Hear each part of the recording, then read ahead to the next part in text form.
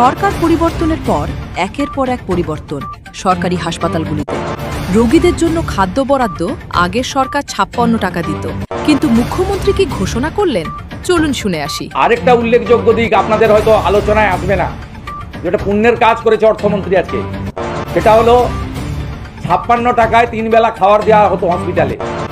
আমি পিজিতে ভিজিটে গেছিলাম, পিজির ডাক্তাররাই আমাকে বলছে দুপুরেও কুমড়ো, সন্ধ্যাবেলাও কুমড়ো। আমি জানতে চাইলাম কেন? গর্ব করে বলতেন আগের মুখ্যমন্ত্রী, এটা থেকে সোনার হসপিটাল। বলো কি করবে ঠিকাদাররা, সাপ্লাইয়াররা? ৫৬ টাকা, ৫৬ টাকা ৪৪ পয়সা মনে হয়। তা এই টাকায় কি হবে? আমি বললাম কত টাকা দিলে হবে? ১০৪ টাকায় মোটামুটি ৩ বেলা হবে। আমি স্বপনদাকে অনুরোধ করলাম যে ১০৪ নয়, ১১০ করে দিন, একটু রুগীরা ভালো খাওয়ার পাক। আমরা ১১০ টাকা করে দিয়েছি। খবর দেখছেন AR নিউজ বাংলা।